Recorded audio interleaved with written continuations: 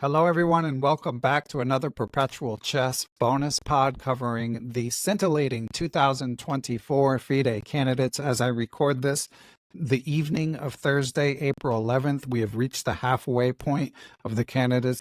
I'll get into it momentarily, but first I wanted to just go through the programming plan. So this is part one of this bonus pod. I wanted to get something out Thursday night, just covering what's happened so far.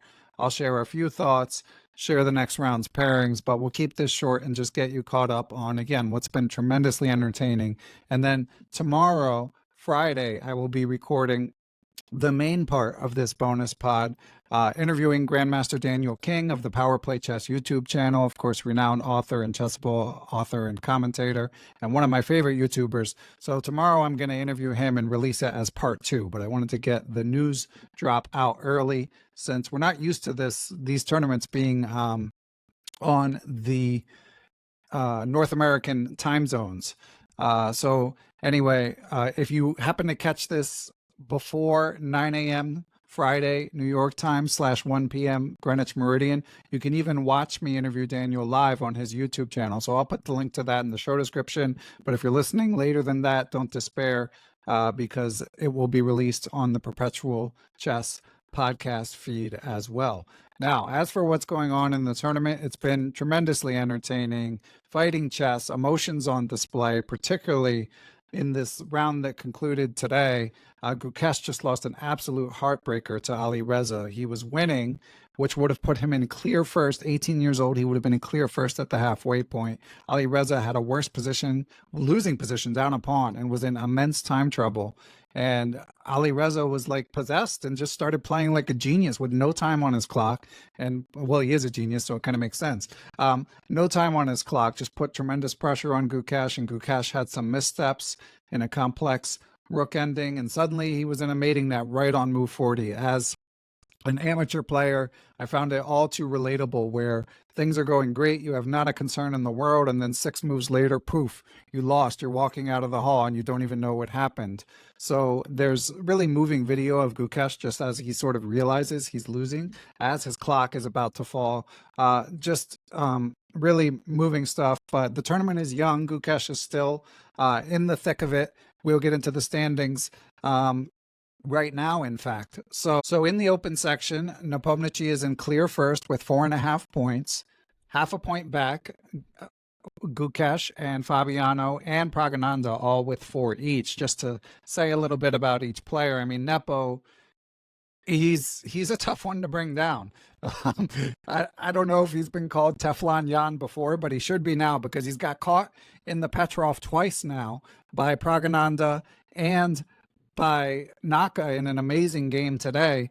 And both times he managed to hunker down and get out of it. And as a result, he's in a great position with 4.5 heading into the halfway mark, especially because in round 8, he's going to have white against Abasov. So there's going to be a lot of people, anyone who doesn't want a runaway victory for Jan again is going to be hoping that Abasov can at least hold serve with black. So Gukesh, obviously he's outperforming his rating, his age, he's done incredibly, but just a huge opportunity today to really be in an outstanding position. And now he's still very much in the thick of things, but obviously you've got to hope he doesn't dwell on it. I did watch his press conference with Firouzja, and I was impressed. He handled the questions well, and my impression was that he'll recover from this.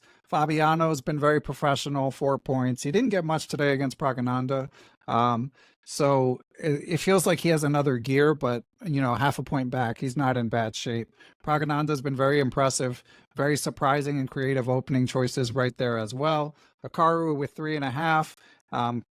As he said, subjected Jan to a memory test today, had some chances, didn't come through. So we will see if Hikaru can make progress. FIDE has 3.5. He also missed an opportunity today to win with black against Abasov. That would have been huge. He would have only been half a point back. So he's probably got to readjust his mindset and really try to kick things into gear as well. He's, even score is a good tournament, but he had an opportunity today that didn't quite come through. And then Firouzja, what can you say? If what looked like was going to occur had occurred today with him just losing to Gukesh, and he kind of YOLO'd the game for the first half and didn't look too promising. And then, like I said, like a force from above came down and he started playing really sharply. He found some only moves like this queen b3 move with no time on his clock, and he pulled it out. But with 2.5, he still has a long way to go. And his comportment in the press conference, it came across that he was happy he won this game, but he knows he has to take a lot of chances still. So I think, we envisioned him as potentially fighting for the lead, but now, in my opinion, he's kind of shaping up to be more of a wild card where obviously he can beat anyone, but he can sort of self-destruct, it seems, as well.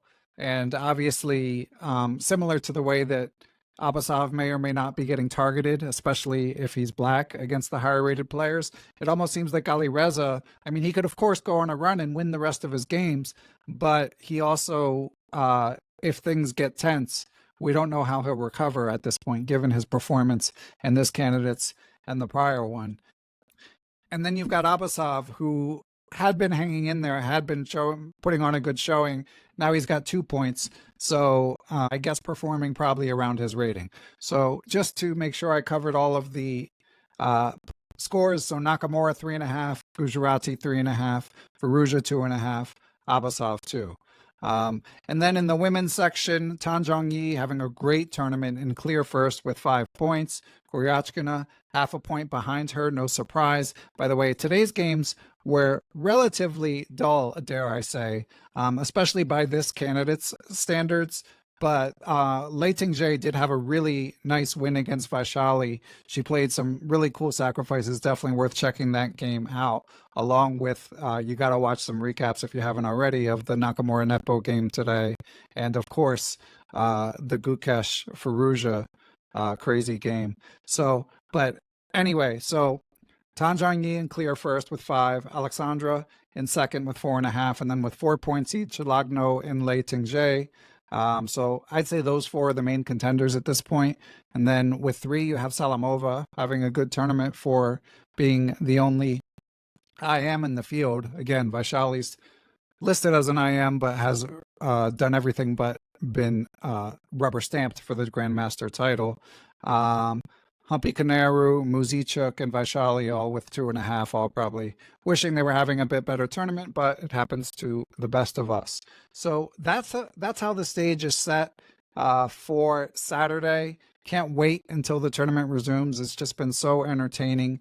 And here are the pairings that await us on Saturday.